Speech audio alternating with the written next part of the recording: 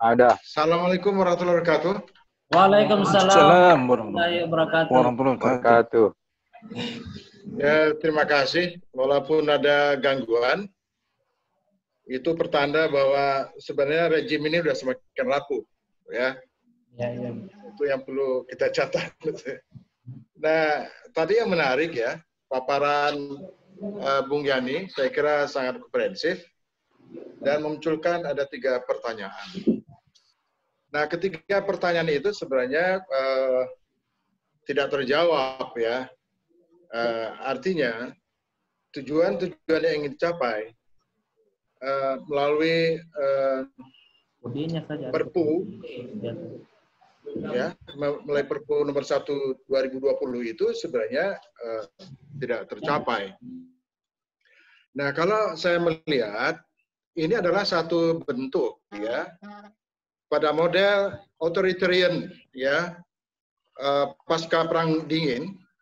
Dan itu anehnya itu terjadi pada rejim sipil.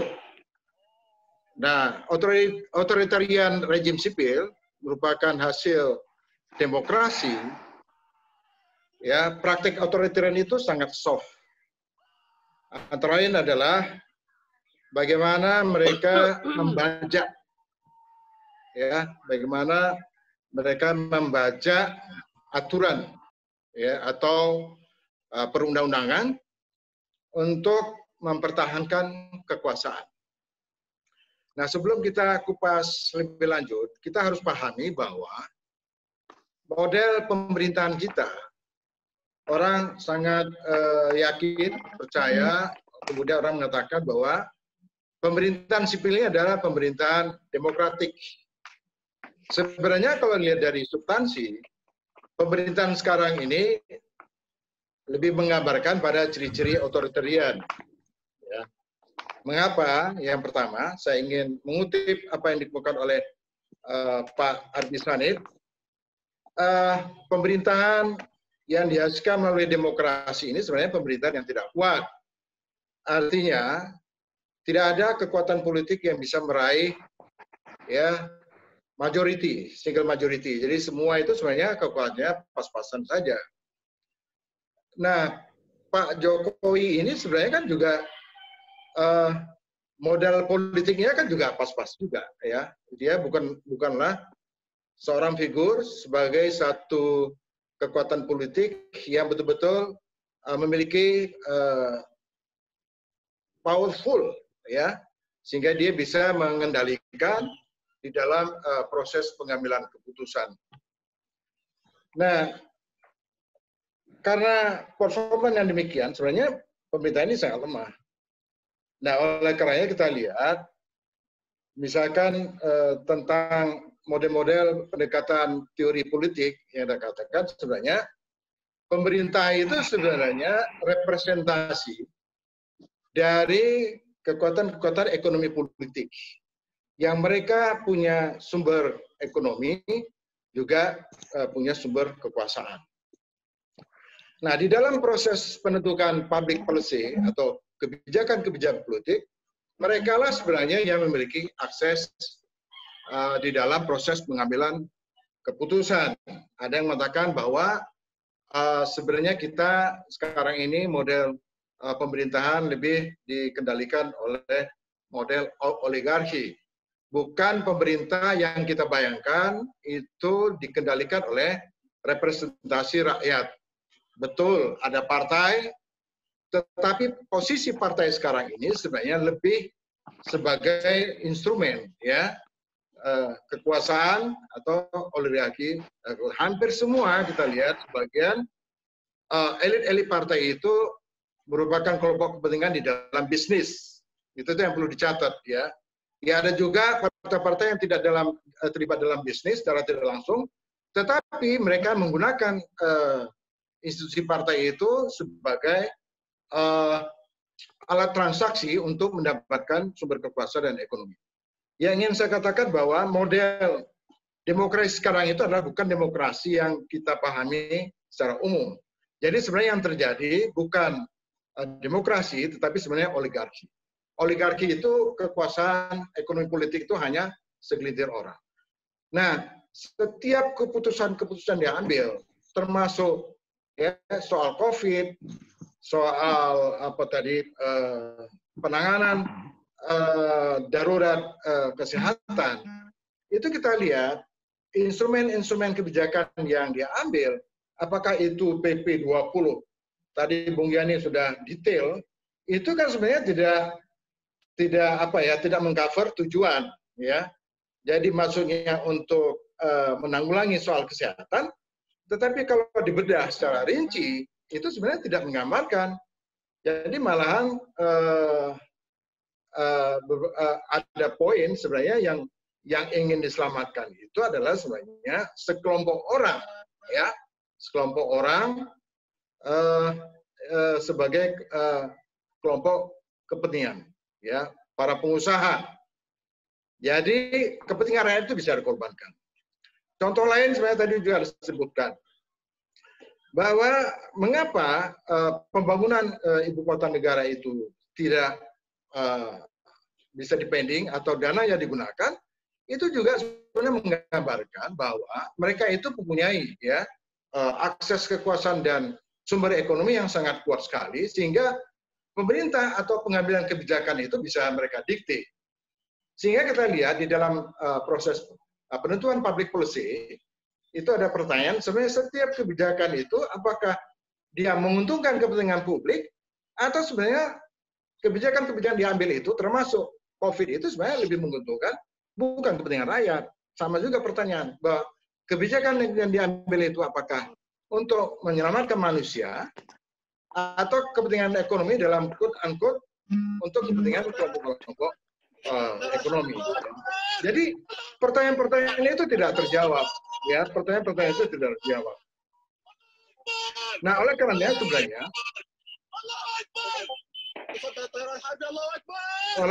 sebenarnya, kebijakan-kebijakan yang dikeluarkan itu lebih kepada motif yang pertama untuk mempertahankan kekuasaan.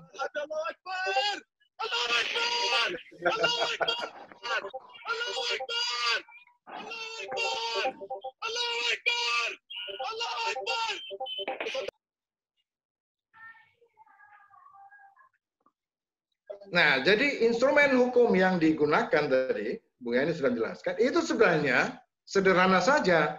Yang pertama adalah untuk mempertahankan kekuasaan. Ya, itu yang pertama. Yang kedua, bahwa kebijakan-kebijakan yang diambil itu, ya, apakah melalui Perpu, itu sebenarnya sangat syarat dengan konflik kepentingan. Konflik kepentingan ini sebenarnya kebijakan yang dimaksud untuk kepentingan kesehatan, sebenarnya isinya itu yang dibela bukan untuk kepentingan kesehatan, tetapi bagaimana menyelamatkan ya para pengusaha. Tadi saya sudah berikan contoh. Jadi sebenarnya sangat menyimpang dari apa judul Perpu itu. Itu menggambarkan, ya, saya ulangi lagi. Jadi sebenarnya Perpu itu atau kebijakan instrumen lainnya, satu, sebenarnya instrumen hukum ini digunakan untuk mempertahankan kekuasaan. Yang kedua adalah untuk mengamankan konflik kepentingan ekonomi.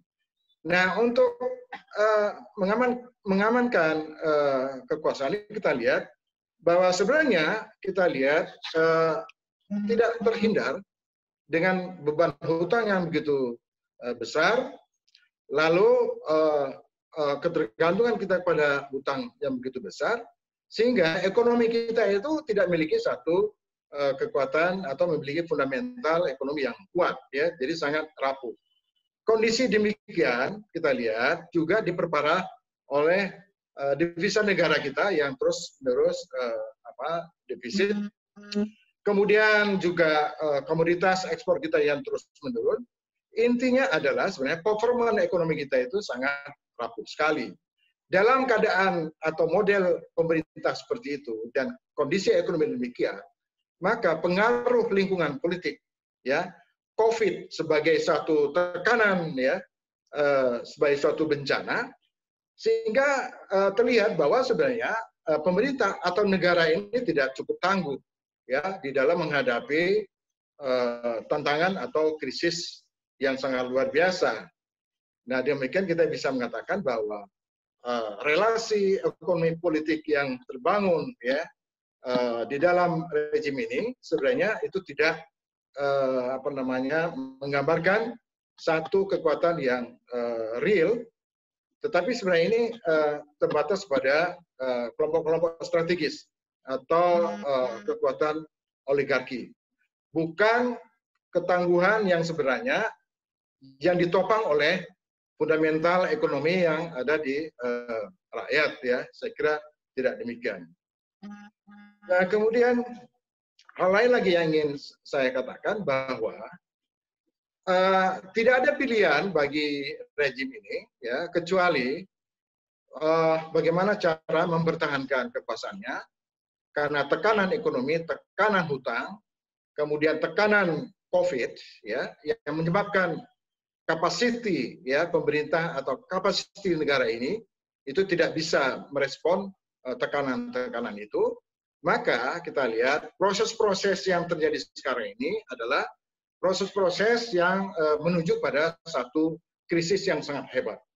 Nah, tinggal kita lihat seberapa kuat ya sehingga sampai 2-3 bulan ke depan kalau ekonomi pertumbuhannya kalau Sri Mulyani mengatakan bisa di bawah 4 bahkan di bawah minus ya di bawah 0, maka krisis politik itu, krisis kepercayaan pada pemerintah itu tidak bisa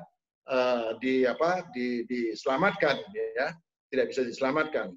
Jadi ibarat orang kritis sekarang ini sebenarnya hanya menunggu waktu saja ya. Jadi kondisi krisis ini tidak bisa ditanggulangi, tinggal menunggu satu krisis yang kemudian menuntut bahwa memang rejim ini gagal di dalam mengelola pemerintahan. Nah, barangkali itu yang bisa saya jelaskan. Barangkali nanti kita bisa diskusikan. Terima kasih.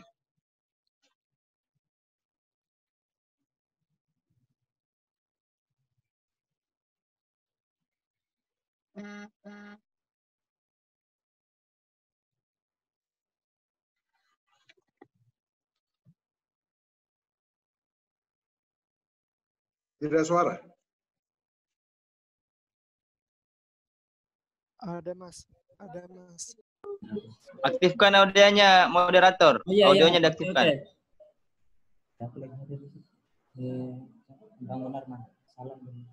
Oke, kami terlebih dahulu menyapa Bang Mula Warman. Assalamualaikum, Bang. Terima kasih sudah bergabung dengan diskusi kita pada kesempatan ini. Jadi tadi menarik yang dibahas oleh Bang TB Masa Jafar terkait bagaimana Perpu ini dari aspek politik. Bahwa memang sejauh ini kita belum melihat ada prioritas untuk